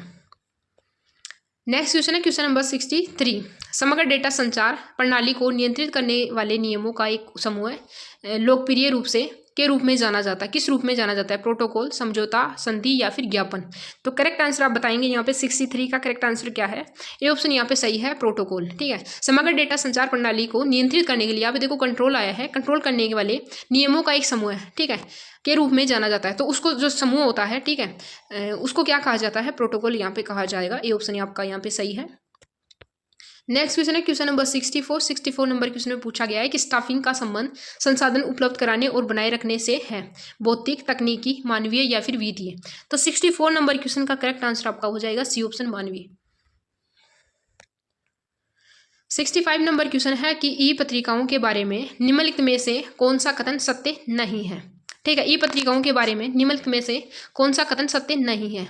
इन्हें डिजिटल तरीकों से वितरित किया जाता है, इनमें संपादक या संपादकीय को बोर्ड भी कहते हैं, या फिर ये धारावाहिक प्रकृति के प्रकाशन होते हैं, या फिर वे हमेशा निःशुल्क होते हैं। तो 65 नंबर क्वेश्चन का करेक्ट आंसर आपका यहाँ पे हो जाएगा डी ऑप्शन, ये हमेशा निःशुल्क होते हैं। जो ई पत्रिकाओं के बारे में निम्नलिखित में से कौन सा कथन सही नहीं है। जो ई पत्रिकाएं होती हैं ये हमेशा आपकी फ्री नहीं होती है। ई पत्रिकाएं आपकी कुछ लिमिट तक हो सकती है, फ्री हो सकती हैं। जैसे 10 पत्रिकाएं आपको फ्री मिल गई, लेकिन आगे के एक्सेस के लिए आपको वहाँ पे पेड लेना होगा। ठीक है, वहाँ पे पे करना होगा। तो यहाँ पे करेक्ट आंसर आपका डी ऑप्शन है कि ये हमेशा निःशुल्क होती है। ये हमेशा निःशुल्क नहीं होती, यहाँ पे ऐसा होता कि ये आंशिक रूप से आपको या फिर कुछ लिमिट तक आपको निःशुल्क प्रोवाइड करवाई जा सकती है। ठीक है, तो करेक्ट आंसर आपका डी ऑप्शन यहाँ पे हो जाएगा। क्वेश्चन नंबर 66 है कि अनुवाद पुल का अर्थ है। अनुवाद विशेषज्ञों के नामों के बारे में विवरण, अनुवादकों के पते के बारे में विवरण, या फिर अनुवाद विशेषज्ञों के नामों की एजेंसी, या फिर इनमें से कोई नहीं। तो 66 नंबर क्वेश्चन का करेक्ट आंसर आपका सी ऑप्शन हो जाएगा, या अनुवाद विशेषज्ञों के नामों की एजेंसी। तो करेक्ट आंसर सी ऑप्शन यहाँ पे हो जाएगा। अनुवाद पुल का अर्थ आपका है अनुवाद विशेषज्ञों के नामों की एजेंसी। तो सी ऑप्शन आपका यहाँ पे सही हो जाएगा। नेक्स्ट क्वेश्चन है क्वेश्चन नंबर 67 की सूचना में स्टोकेस्टिक समीकरण को कैसे हल किया जाता है। सांख्यिकीय नियमों द्वारा, गतिशील नियमों द्वारा, सांख्यिकीय और गतिशील नियमों द्वारा, या फिर इनमें से कोई नहीं। तो 67 नंबर क्वेश्चन है, इसमें करेक्ट आंसर आपका हो जाएगा यहाँ पे सी ऑप्शन, सांख्यिकीय और गतिशील नियमों द्वारा। सी ऑप्शन यहाँ पे सही हो जाएगा। नेक्स्ट क्वेश्चन आपका है क्वेश्चन नंबर 68 नंबर है कि क्या पुस्तकालय एक प्रणाली है। हाँ, इसमें उप प्रणालियों के रूप में विभिन्न अनुभाग हैं जो एक दूसरे में से समन्वय करके एक प्रणाली बनाते हैं। नहीं, यह एक प्रणाली नहीं हो सकती, यह बिल्कुल असंभव है। या फिर पुस्तकालय, library is a separate from A system. तो यहाँ पे पुस्तकालय एक प्रणाली है, इसके बारे में आपको बताना है। करेक्ट ऑप्शन आपका इसमें कौन सा है। तो 68 का करेक्ट आंसर हो जाएगा A option. Yes has a various sections as subsystems coordinating each other forming a system। हाँ, इसमें करेक्ट आंसर क्या है कि हाँ, इसमें उप प्रणालियों के रूप में विभिन्न अनुभाग जो एक दूसरे के समन्वय करके एक प्रणाली बनाते हैं। तो पुस्तकालय प्रणाली का करेक्ट आंसर आपका हो जाएगा ए ऑप्शन, यहाँ पे सही है क्वेश्चन नंबर 68 का। नेक्स्ट क्वेश्चन आपका है यहाँ पे है क्वेश्चन नंबर 69 नंबर क्वेश्चन में क्या पूछा गया है कि प्राथमिक डेटा निम्नलिखित के माध्यम से एकत्रित किया जाता है। जो प्राइमरी डेटा है वो किसके माध्यम से आप एकत्रित करेंगे। प्रश्नावली के माध्यम से, साक्षात्कार अनुसूची के माध्यम से, अप्रत्यक्ष मौखिक चालान के माध्यम से, या फिर उपरोक्त सभी। तो प्राथमिक डेटा के बारे में आपका पूछा गया है कि आप जो प्राइमरी डेटा जो कलेक्ट करेंगे वो किसके माध्यम से करेंगे। तो करेक्ट आंसर आपका यहाँ पे डी ऑप्शन हो जाएगा, उपरोक्त सभी आपका सही है। जो प्राइमरी डेटा कलेक्ट करते हैं उसमें आपको पर्सनली यूज करते हैं, साक्षात्कार के माध्यम से जैसे फेस टू फेस जाके करते हैं, या फिर अप्रत्यक्ष मौखिक चालान जैसे ईमेल वगैरह के माध्यम से, या फिर पर्सनल उसके माध्यम से डाक द्वारा। तो ये आपका करेक्ट आंसर डी ऑप्शन यहाँ पे हो जाएगा। नेक्स्ट क्वेश्चन आपका है क्वेश्चन नंबर 70 नंबर क्वेश्चन में पूछा गया है कि निम्नलिखित में से कौन सा नमूने का अनिवार्य तत्व नहीं है। ठीक है, सैंपलिंग के बारे में पूछा गया है कि एक अनिवार्य तत्व आपका नहीं है। प्रतिनिधित्व, स्वतंत्रता, विषमता, या फिर पर्याप्तता। ठीक है, तो करेक्ट आंसर आपका क्या हो जाएगा 70 नंबर क्वेश्चन का करेक्ट आंसर आपका है सी ऑप्शन, विषमता, हेट्रोजीनिटी आपका करेक्ट आंसर आपका यहाँ पे हो जाएगा। बाकी स्वतंत्रता और प्रतिनिधित्व और पर्याप्तता ये आपकी क्या है, ये नमूने के अनिवार्य तत्व माने जाते हैं, लेकिन विषमता आपकी अनिवार्य तत्व नहीं मानी जाती। तो सी ऑप्शन आपका यहाँ पे सही हो जाएगा। नेक्स्ट क्वेश्चन आपका है क्वेश्चन नंबर 71 नंबर क्वेश्चन में पूछा गया है कि सर फ्रांसिस गाल्टन का नाम किससे जुड़ा हुआ है। परिकल्पना निर्माण से, परीक्षण से, सामान्य वक्र से, या फिर सहसंबंध से, या फिर प्रतिगमन से। ठीक है, तो यहाँ पे क्या हो जाएगा करेक्ट आंसर आपका 71 का हो जाएगा डी ऑप्शन, प्रतिगमन। रिग्रेशन के इनका रिलेशन है, सर फ्रांसिस गाल्टन का जो संबंध है ये रिग्रेशन से लगाया जाता है। तो डी ऑप्शन आपका यहाँ पे सही हो जाएगा। नेक्स्ट क्वेश्चन है क्वेश्चन नंबर 72 नंबर क्वेश्चन में पूछा गया है कि छात्र का टी टेस्ट किसके द्वारा दिया गया था। कोक्सटन और गोसेट, गेल्टन, या फिर बोली। तो करेक्ट आंसर 72 नंबर क्वेश्चन का हो जाएगा यहाँ पे बी ऑप्शन, गोसेट द्वारा क्या किया गया था, छात्र का टी टेस्ट दिया गया था, टी टेस्ट का जो परीक्षण है वो किया गया था गोसेट के द्वारा। तो बी ऑप्शन आपका यहाँ पे सही हो जाएगा। नेक्स्ट क्वेश्चन है क्वेश्चन नंबर 73 नंबर क्वेश्चन में पूछा गया है कि उपयोगिता के बारे में निम्नलिखित में से कौन सा कथन सत्य नहीं है। किसके बारे में, यूटिलिटी के बारे में यहाँ पे पूछा गया है कि कौन सा कथन आपका जो है वो सही नहीं है। इसने नोट ट्रू अबाउट यूटिलिटी।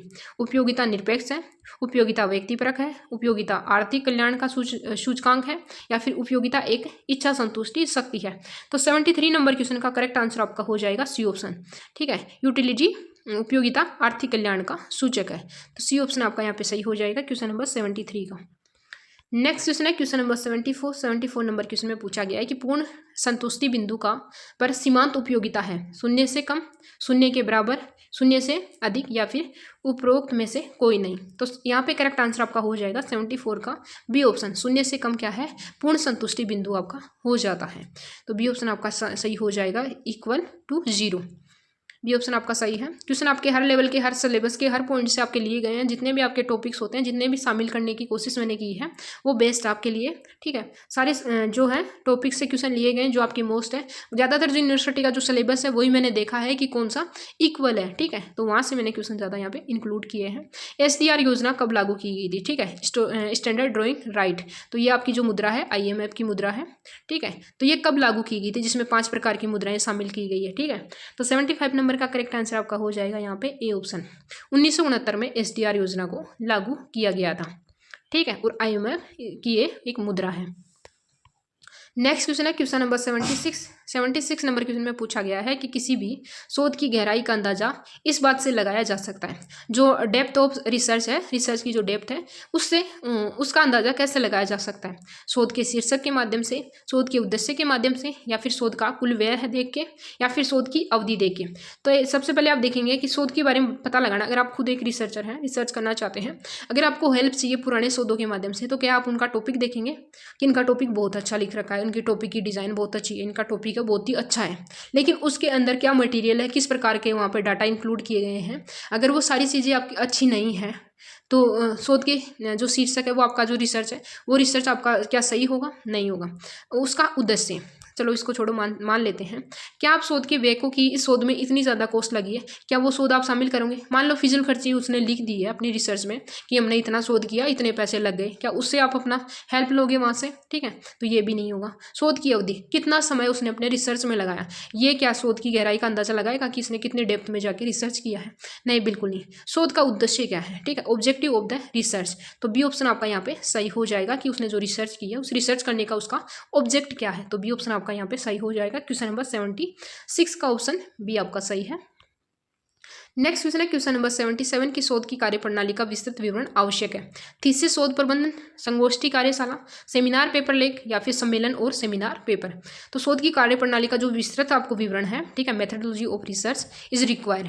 ठीक है, ए detailed description of methodology of research in require in thesis, शोध प्रबंध, संगोष्ठी कार्यशाला, या फिर सेमिनार पेपर लेख, या फिर सम्मेलन और सेमिनार पेपर। तो यहाँ पे 77 का करेक्ट आंसर आपका हो जाएगा ए ऑप्शन, थीसिस, शोध प्रबंधन। ठीक है, थीसिस एंड डिसर्टेशन क्या है, शोध कार्य प्रणाली की एक विस्तृत विवरण है। ठीक है, अगर आप रिसर्च करना चाहते हो, अगर आपने पीजी किया है, पीजी के अंदर आपका 4 सेमेस्टर होता है, उसमें आपका डिसर्टेशन वर्क आपसे करवाया जाता है। एक शॉर्ट आप पीएचडी का एक रिसर्च कर सकते हो कि हमने पीजी लेवल पर एक रिसर्च किया है। वहाँ पर आपको अपना टॉपिक सेलेक्ट करना होता है, आपको सुपरवाइजर प्रोवाइड करवाया जाता है, और वहाँ पर आपको रिसर्च की तरह ही अपना एक टॉपिक सेलेक्ट करके उसके ऊपर काम करना होता है। ठीक है, तो करीब 100 से 110 आसपास पेज होते हैं। ठीक है, तो इतने पेजों की आपकी एक शोध प्रबंध डिसर्टेशन वर्क करवाया जाता है। तो ये ऑप्शन आपका यहाँ पे सही हो जाएगा। नेक्स्ट क्वेश्चन है क्वेश्चन नंबर 78 नंबर क्वेश्चन है कि ग्रंथ सूची का अर्थ क्या है। फुटनोट, प्रश्न, संदर्भित पुस्तकों, शोध पत्रों का आदि की सूची, या फिर जीवनी। जो ग्रंथ सूची है उसका अर्थ क्या है, ग्रंथ सूची में क्या क्या शामिल किया जाता है। क्या फुटनोट को आप ग्रंथ सूची कह सकते हो, प्रश्नों को आप ग्रंथ सूची कह सकते हो, या फिर संदर्भित पुस्तकें, शोध प्रश्नों की आदि की सूची को ग्रंथ सूची कह सकते हो। बिब्लियोग्राफी के बारे में आपको यहाँ से पूछा गया है, या फिर किसी की जीवनी आपकी बिब्लियोग्राफी हो सकती है। तो 79 नंबर जो 8 नंबर क्वेश्चन है, इसका करेक्ट आंसर आपका सी ऑप्शन हो सकता है, हो सकता नहीं, सी ऑप्शन आपका सही है कि list of referred books, research and papers ETC। Bibliography के बारे में आपको बताऊं कि आप जब रिसर्च करते हो उसमें आपको एंड से मतलब आपकी जो स्टेप होती है 5th से 6th स्टेप होती है, जिसमें आपको बिब्लियोग्राफी का ये एक टॉपिक डाल के बिब्लियोग्राफी में आपको क्या करना होता है, जितने भी आपने रिसोर्सेज काम लिए हैं अपने रिसर्च के दौरान, जितनी भी बुक्स आपने काम में लिए, जितने भी पुराने थीसिस आपने काम में लिए हैं, या फिर किसी ऑथर हो गया, या फिर किसी ने आपको बताया, या फिर खुद फील्ड में जाके वहाँ पे रिसर्च किया, तो उन सब चीज़ों को आपको यहाँ पे उनको क्या करना है, उनको आपको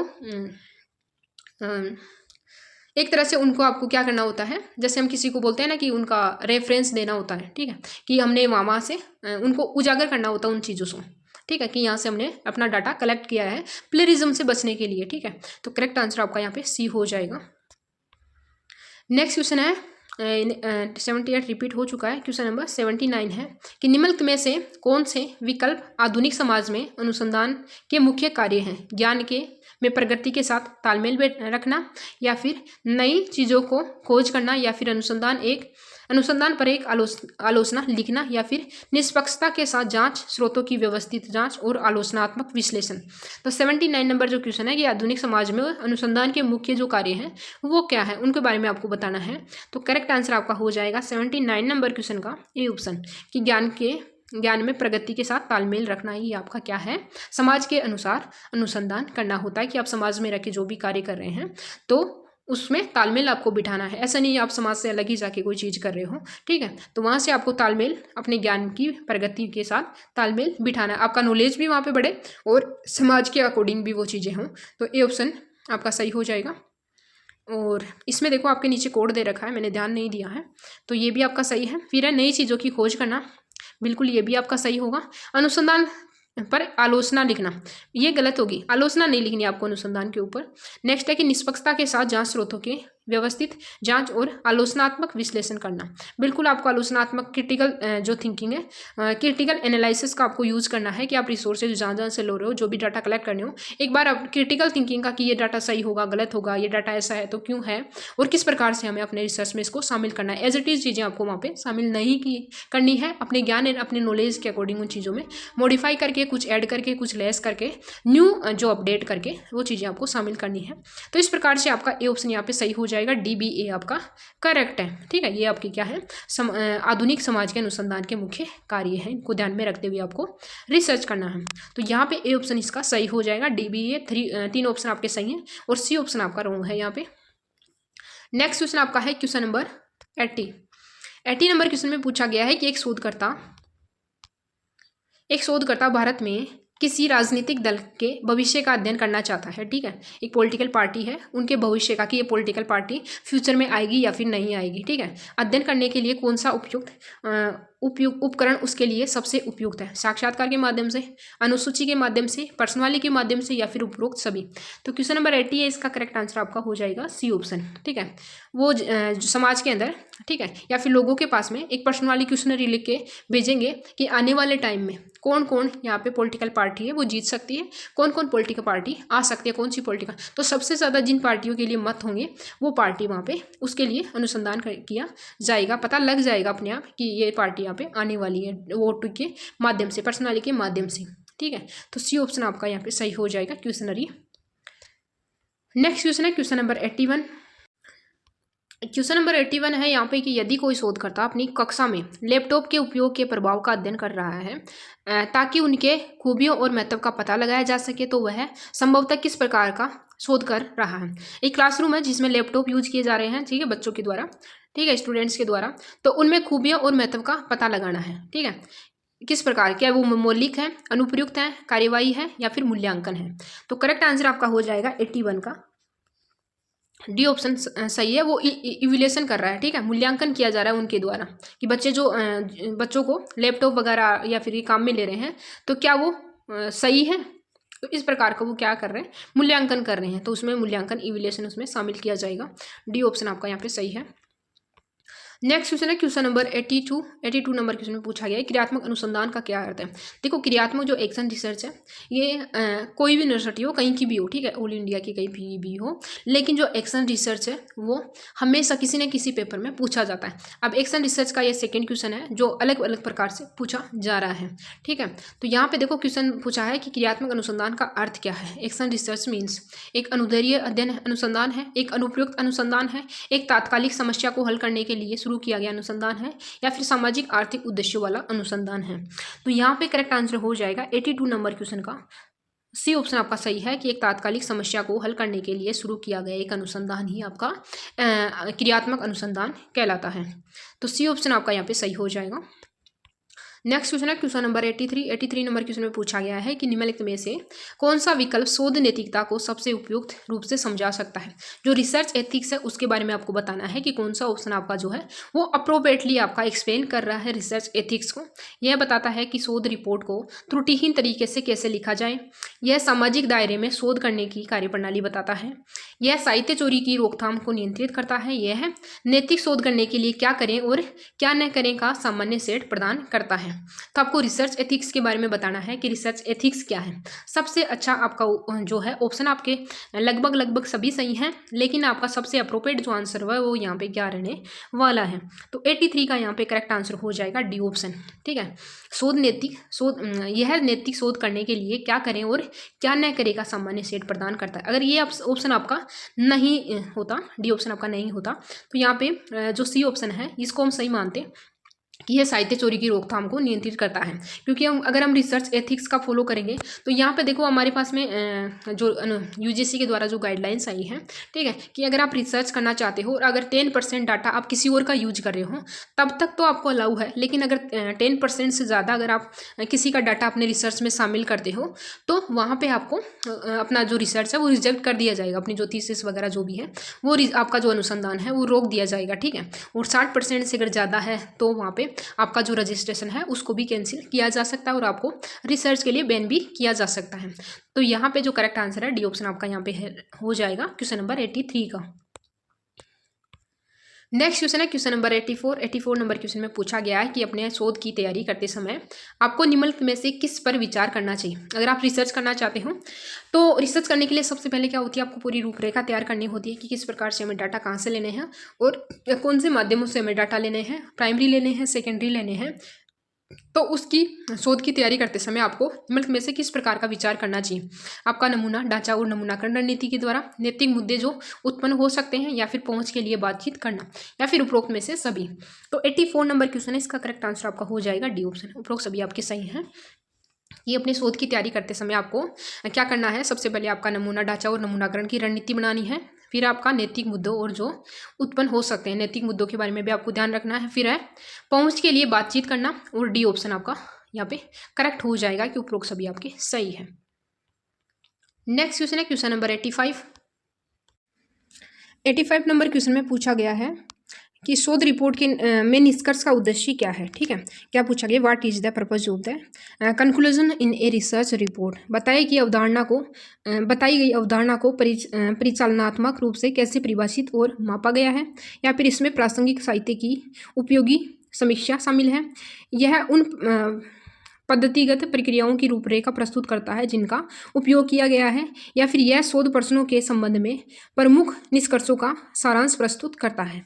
तो क्वेश्चन नंबर 85 का करेक्ट आंसर आपका यहाँ पे हो जाएगा डी ऑप्शन। यह शोध प्रश्नों के संबंध में प्रमुख निष्कर्षों का सारांश प्रस्तुत करता है। तो डी ऑप्शन आपका यहाँ पे सही हो जाएगा। नेक्स्ट क्वेश्चन है क्वेश्चन नंबर 86 नंबर क्वेश्चन है। 86 नंबर क्वेश्चन में पूछा गया है कि निम्नलिखित में से कौन सा गुणात्मक साक्षात्कार का प्रकार नहीं है, ठीक है। क्वालिटेटिव डेटा के बारे में आपको पूछा गया है।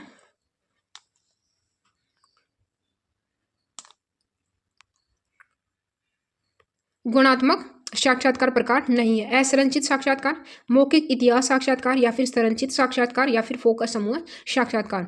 तो क्वेश्चन नंबर 86 का करेक्ट आंसर आपका सी ऑप्शन हो जाएगा। संरचित जो साक्षात्कार है, स्ट्रक्चर्ड जो इंटरव्यू है, यह आपके गुणात्मक साक्षात्कार का एक प्रकार नहीं माना जाता। तो सी ऑप्शन आपका यहाँ पे सही हो जाएगा। नेक्स्ट क्वेश्चन है क्वेश्चन नंबर 87 नंबर क्वेश्चन का करेक्ट आंसर आपका क्या होगा ये हम बाद में बताएंगे। सबसे पहले पढ़ेंगे हम क्वेश्चन को कि शोध जिम्मेदारी के दो महत्वपूर्ण घटक हैं, काम में ईमानदारी और किससे बचना है। साहित्य चोरी से, ठीक है। तो शोध जिम्मेदारी के दो महत्वपूर्ण घटक हैं कि हमें काम से बचना है, काम में ईमानदारी, और किससे बचना है, ठीक है। सबसे पहले तो आपको ईमानदार रहना है अपने रिसर्च में, ठीक है। और बचना किससे है? प्लेरिज्म से, साहित्य चोरी से आपको बचना है। तो ए ऑप्शन आपका यहाँ पे सही हो जाएगा क्वेश्चन नंबर 87 में। ये ऑप्शन आपका सही है। अगर आपको क्लास अच्छी लग रही है तो प्लीज़ लाइक करिए और चैनल को सब्सक्राइब करके जाइए, पहली बार आप चैनल पर विजिट कर रहे हैं। और PDF के लिए आप कमेंट सेक्शन में कमेंट कर सकते हैं कि हमें PDF की नीड है, और टेलीग्राम चैनल जरूर से ज्वाइन कर लीजिएगा। क्वेश्चन नंबर 88 है, शोध प्रक्रिया शुरू करने के में निम्न में से कौन सा पहला कदम है? रिसर्च जो प्रोसेस है उसको शुरू करते हैं जब हम, तो उसकी पहली स्टेप क्या रहती है? समस्या का पता लगाने के लिए सूचना के स्रोतों का खोज करना, संबंधित साहित्य का सर्वेक्षण करना, या फिर समस्या की पहचान करना, या फिर समस्या का समाधान खोजना। तो 88 नंबर क्वेश्चन का करेक्ट आंसर आपका यहाँ पे हो जाएगा कि समस्या की पहचान करना, आइडेंटिफिकेशन ऑफ प्रॉब्लम। तो सी ऑप्शन आपका यहाँ पे सही हो जाएगा।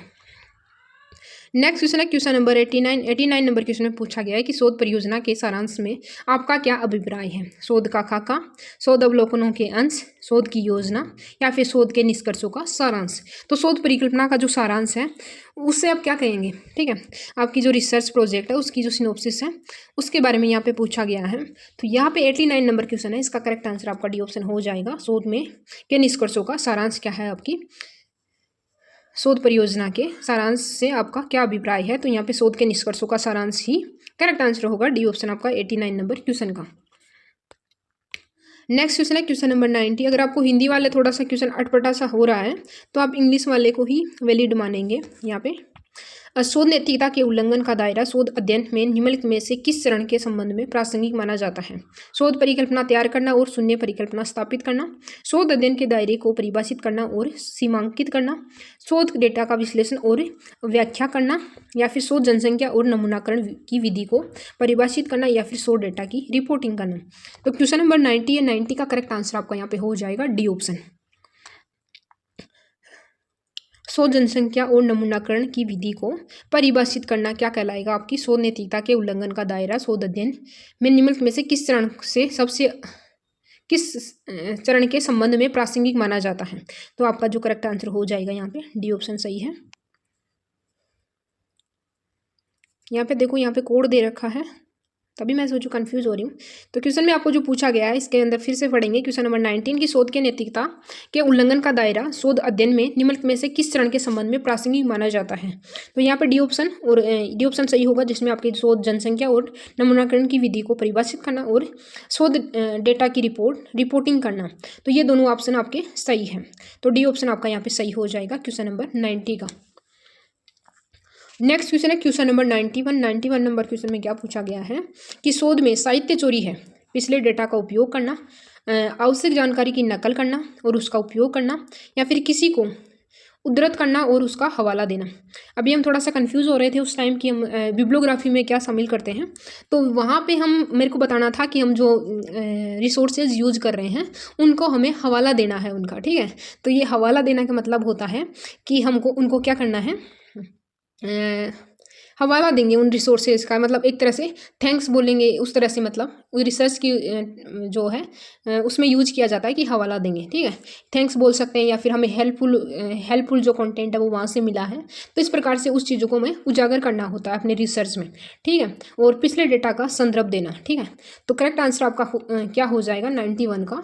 तो 91 का करेक्ट आंसर आपका बी ऑप्शन हो जाएगा कि आवश्यक जानकारी की नकल करना और उसका उपयोग करना ही क्या है, साहित्य जो चोरी है वो कहलाती है, जिसको प्लेरिज्म कहा जाता है। तो प्लेरिज्म के बारे में बात करें कि प्लेरिज्म का मतलब है कि अगर हम जैसे कि कोई पुरानी रिसर्च है, मुझे अपना रिसर्च करना है, उस पुरानी रिसर्च को ही मैंने एज इट इज़ 50% उसको अपनी रिसर्च में शामिल कर लिया, ठीक है। 50% ना करके हम कह सकते हैं कि 10% से ज़्यादा उसी में से मैंने डेटा ले लिया, और उसका जो है हवाला भी मैंने अपने बिब्लियोग्राफी में नहीं दिया कि मैंने इनकी रिसर्च यहाँ पे काम में ली है, ठीक है। तो वहाँ पे उसको साहित्य चोरी कहा जाएगा, ठीक है। तो करेक्ट आंसर आपका यहाँ पे बी ऑप्शन हो जाएगा 91 का। नेक्स्ट क्वेश्चन आपका है क्वेश्चन नंबर 92 नंबर क्वेश्चन में पूछा गया है कि निम्नलिखित में से किसमें अनुसंधान नैतिकता के उल्लंघन की काफ़ी गुंजाइश है? उचित सूत्रीकरण के माध्यम से, डेटा व्याख्या, या फिर परिकल्पना बनाना, या फिर अनुसंधान परिणाम की रिपोर्टिंग। तो यहाँ पे नीचे आपके कोड दे रखे हैं। निम्नलिखित में से किसमें अनुसंधान नैतिकता के उल्लंघन की काफ़ी गुंजाइश की गई है। तो इनमें आपको सही सेलेक्ट करना है कि कौन कौन से आपके ऑप्शन सही है। तो यहाँ पे देखो डेटा व्याख्या और अनुसंधान परिणाम की रिपोर्टिंग और using research tools prepared by others. तो यहाँ पे करेक्ट आंसर आपका हो जाएगा 92 का सी ऑप्शन आपका यहाँ पे सही हो जाएगा। बी, डी और सी ऑप्शन आपका सही है। ठीक है, डेटा व्याख्या, परिकल्प यहाँ पे अनुसंधान परिणाम की रिपोर्टिंग और using research tools prepared by others. तो यहाँ पे सी ऑप्शन सही हो जाएगा 92 का। देखो यहाँ पे थोड़ा सा बाइलिंगुअल जो पेपर लेके आते हैं, तो काफ़ी सारी यूनिवर्सिटी के ऐसे पेपर होते हैं जहाँ पे हमें ओनली इंग्लिश में पेपर मिलता है। तो जब इसको हिंदी में कन्वर्ट किया जाता है तो ज़्यादा ऑप्शन होने की वजह से वो यहाँ पे कन्वर्ट नहीं हो पाता है। ठीक है, तो कुछ लाइन भी आपके आगे पीछे हो जाती हैं और कभी कभी आपका ऑप्शन भी नहीं आता, ऑप्शन भी छूट जाता है। तो इन चीज़ों को आप थोड़ा सा इग्नोर करना। ठीक है, और यहाँ पे इंग्लिश में आपके जो है इन पे थोड़ा सा ध्यान देना, इतनी हार्ड भी लैंग्वेज नहीं है। ठीक है, तो रिसर्च अगर आप ज़्यादा से रिसर्च को आप अच्छे से समझना चाहते हो तो इंग्लिश की जो छोटी छोटी टर्म्स हैं इनको आपको ध्यान में रखना होगा। ठीक है, तो सी ऑप्शन आपका यहाँ पे सही हो जाएगा। यहाँ पे देखो ई ऑप्शन आपका हट गया लेकिन इंग्लिश वाला यहाँ पे है। नेक्स्ट क्वेश्चन है क्वेश्चन नंबर 92 आपका रिपीट हो गया। यहाँ पे 93 नंबर क्वेश्चन देखो, काफ़ी अच्छी क्वेश्चन है आज की क्लास में। तो 93 नंबर क्वेश्चन है कि आपके अभिकथन दे रखा है कि अनुसंधान नैतिकता और इसका पालन अनुसंधान की विश्वसनीयता और गुणवत्ता के हित के लिए आवश्यक है। कारण इसका दे रखा है कि नीति निर्माण निकायों को अनुसंधान के लिए उत्तरदायी होना चाहिए। उपरोक्त कथनों के आलोक में नीचे दिए गए विकल्पों में से सही उत्तर चुनें। आपको इनमें से सही विकल्प चुनना है कि क्या ये दोनों कथन, इसका अभिकथन और उसका जो कारण दे रखा है वो क्या सही है। अजसन एंड रीजन का ये क्वेश्चन है। तो यहाँ पे देखो अनुसंधान नैतिकता और इसका पालन अनुसंधान की विश्वसनीयता और गुणवत्ता के हित के लिए आवश्यक है। क्या ये आपको सही लग रहा है? बिल्कुल ये करेक्ट है, क्योंकि यहाँ पे देखो आपके पास में एडजस्टन पूछा जाता है और आप अगर कारण को पढ़ना चाहते हो तो उसके बीच में लगाएंगे क्योंकि नीति निर्माण निकायों को अनुसंधान के लिए उत्तरदायी होना चाहिए, क्योंकि इससे पूरा सेंटेंस आपका सही बैठ रहा है। तो इसका कारण भी आपका यहाँ पे सही हो जाएगा। तो ए ऑप्शन आपका यहाँ पे सही हो जाएगा। नेक्स्ट क्वेश्चन है क्वेश्चन नंबर 94 नंबर क्वेश्चन में पूछा गया है कि निम्नलिखित में से कौन शोध में नैतिकता के अभ्यास का समर्थन नहीं करता है। ठीक है, निम्नलिखित में से कौन शोध में नैतिकता के अभ्यास का समर्थन नहीं करता। प्रतिभागियों की पहचान तक पहुंच को प्रतिबंधित करना, या फिर केवल लिखित सहमति में से प्रतिभागी की जानकारी प्रकट करना, या फिर डेटा विषयों का खुलासा करना, या फिर उन डेटा उपकरणों तक पहुंच को प्रतिबंधित करना जहां प्रतिभागियों की पहचान की गई है। तो यहाँ पे 94 नंबर क्वेश्चन है, इसका करेक्ट आंसर आपका रह जाएगा डेटा का खुलासा करना। क्या है, कौन सा शोध में नैतिकता अभ्यास का समर्थन नहीं करता। ठीक है, डेटा विषयों का खुलासा करना आपका यहाँ पे सही हो जाएगा, डिस्क्लोजिंग द डेटा सब्जेक्ट्स। तो सी ऑप्शन आपका 94 नंबर क्वेश्चन का सही हो जाएगा। नेक्स्ट क्वेश्चन है क्वेश्चन नंबर 95 नंबर क्वेश्चन में पूछा गया है कि किसी और के शोध को बिना उचित स्वीकृति के उपयोग करना कहलाता है। अगर आप किसी का रिसर्च यूज करना चाहते हो, ठीक है, उसके डाटा आप अपने रिसर्च में शामिल करना चाहते हो, तो आपको क्या करना है, उनसे अनुमति लेनी होती है कि हम आपका रिसर्च यूज कर रहे हैं, आपका ये डाटा यहाँ पे हम काम में ले सकते हैं।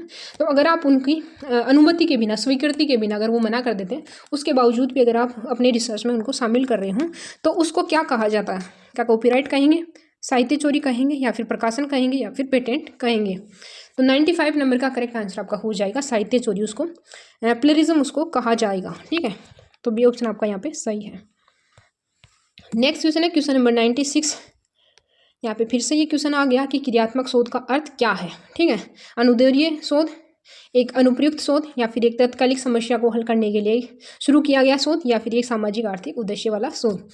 तो यहाँ पे करेक्ट आंसर आपका हो जाएगा 96 नंबर क्वेश्चन का सी ऑप्शन आपका यहाँ पे सही हो जाएगा। ठीक है, तो आज के बाद में आपका जो एक्शन रिसर्च है, इसका क्वेश्चन गलती से भी गलत नहीं होना चाहिए। अगर मुझे पता लगा कि मेरी क्लास में जिसने क्लास देखी है, ठीक है, मेरी क्लास जिसने ली है और उसका एक्शन रिसर्च का क्वेश्चन गलत हो गया, तो उसकी कंप्लेन मेरे पास टेलीग्राम चैनल पर आ जानी चाहिए, जिसको भी पता लगे। ठीक है, तो उनकी पिटाई की जाएगी। सी ऑप्शन आपका यहाँ पे सही हो जाएगा। चलो देखते हैं next question, question number 97। 97 number question में पूछा गया है कि एक तर्क जिसमें हम कुछ विशेष कथनों से शुरू करते हैं और एक सार्वभौमिक कथन के साथ निष्कर्ष निकालते हैं, उसे क्या कहा जाता है। हम शुरू कहाँ से कर रहे हैं, कुछ विशेष कथनों के साथ में, और उसका निष्कर्ष सार्वभौमिक कथन के साथ उसका निष्कर्ष निकालेंगे। ठीक है, विशेष से सार्वभौमिक कथन के साथ में उसका निष्कर्ष निकालेंगे। तो निगमात्मक तर्क होगा, आगमनात्मक तर्क होगा, असामान्य तर्क होगा, या फिर परलौकिक तर्क होगा, पारलौकिक तर्क होगा। ठीक है, तो करेक्ट आंसर आपका 97 का क्या होगा, 97 का आपका बी ऑप्शन हो जाएगा, आगमनात्मक तर्क। ठीक है, इंडक्टिव रीजनिंग यहाँ पे हो जाएगा। ठीक है, बी ऑप्शन आपका यहाँ पे सही हो जाएगा 97 का। नेक्स्ट क्वेश्चन है क्वेश्चन नंबर 98 नंबर क्वेश्चन में पूछा गया है, शोध करने की प्रक्रिया में परिकल्पना का निर्माण किया जाता है। उद्देश्यों का विवरण, डेटा का विश्लेषण, परीक्षण, उपकरणों का चयन, या फिर डेटा का संग्रहण। तो यहाँ पे शोध करने की प्रक्रिया में परिकल्पना का निर्माण कैसे किया जाता है, किस प्रकार से किया जाता है और क्यों किया जाता है। तो 98 नंबर में पूछा गया है, क्वेश्चन के अकॉर्डिंग आपका आंसर होगा परीक्षण उपकरणों का चयन करना, सिलेक्शन ऑफ टेस्ट टूल्स। तो सी ऑप्शन आपका यहाँ पे सही हो जाएगा। 100 क्वेश्चन सॉल्व करवा दिए, जुबान तो फिसलना बनती है। ठीक है, तो थोड़ा सा इग्नोर करना इस चीज़ को। तो 99 नंबर क्वेश्चन में पूछा गया है कि शोध पत्र शोध कार्य की एक संक्षिप्त रिपोर्ट है जो निम्न पर आधारित है, केवल प्राथमिक डेटा पे, केवल द्वितीय डाटा पे, और प्राथमिक और द्वितीय डेटा दोनों डेटा पे, या फिर उपरोक्त में से कोई नहीं। तो 99 नंबर का करेक्ट आंसर आपका प्राथमिक और द्वितीय डेटा दोनों। तो both primary and secondary data आपका क्या है, शोध पत्र शोध कार्य की एक संक्षिप्त रिपोर्ट जो आपकी आधारित होती है प्राथमिक और द्वितीय डेटा के ऊपर। ठीक है, तो सी ऑप्शन आपका यहाँ पे सही हो जाएगा। आप कहाँ से क्लास देख रहे हैं, अपना स्टेट और अपना राज्य और अपना डिस्ट्रिक्ट आप मेरे को ज़रूर से बताना कमेंट सेक्शन में कि आप ये क्लास कहाँ से देख रहे हैं। क्वेश्चन नंबर 100 है और आज की क्लास का लास्ट क्वेश्चन है कि किस प्रकार के नमूने में यादृच्छिक चयन का कोई न कोई रूप शामिल होता है ताकि नमूना फ्रेम के प्रत्येक सदस्य के नमूने में शामिल होने की समान गैर शून्य संभावना है। तो क्वेश्चन आपका थोड़ा सा बड़ा है लेकिन घबराना नहीं है। यहाँ पे देखो, फिर से क्वेश्चन को पढ़ो कि किस प्रकार के नमूने में यादृच्छिक चयन, ठीक है, क्या पूछा गया, यादृच्छिक रैंडम सिलेक्शन आपसे यहाँ पे पूछा गया है, कोई न कोई रूप शामिल होता है ताकि नमूना फ्रेम के प्रत्येक सदस्य के नमूने में शामिल होने की समान गैर शून्य संभावना, ठीक है, नॉन जीरो चांस संभावना हो। ठीक है, तो संभाव्य नमूनाकरण, जनगणना, समतुल्य नमूनाकरण, या फिर शून्य पूर्वाग्रह नमूना, या फिर गैर संभाव्य नमूनाकरण। तो करेक्ट आंसर आपका हो जाएगा संभाव्य नमूनाकरण, जो प्रोबेबिलिटी सैंपलिंग है इसका करेक्ट आंसर हो जाएगा ए ऑप्शन। आज की क्लास आपको कैसी लगी ये मेरे को आप कमेंट सेक्शन में बताओगे, और क्लास का फीडबैक जरूर से देना, और चैनल पर नए हो तो सब्सक्राइब करके जाना और बेल आइकन को ऑल नोटिफिकेशन अलाउ करना ताकि आपको हर वीडियो की अपडेट मिले सबसे पहले। और क्लास आपकी आती रहेंगी, वीक में एक क्लास तो आपको ज़रूर से प्रोवाइड करवा दी जाएगी, और बाकी जैसे भी आपकी डिमांड आती है ग्रुप में उस प्रकार से आपकी क्लास प्रोवाइड करवा दी जाती है। तो ग्रुप ज़रूर से ज्वाइन कर लीजिए, वहाँ पे पीएचडी वाले काफ़ी सारे कैंडिडेट्स ऑलरेडी ज्वाइन किए हुए हैं, और वहाँ पे पीएचडी से रिलेवेंट जो भी कंटेंट होता है या फिर कोई भी टॉपिक पे डिस्कस भी की जाती है। तो ज़रूर से टेलीग्राम ज्वाइन कर लीजिए। टेलीग्राम की लिंक आपको कमेंट सेक्शन में या फिर डिस्क्रिप्शन बॉक्स में अवेलेबल करवा रखी है। तो thank you, have a nice day, bye bye, take care.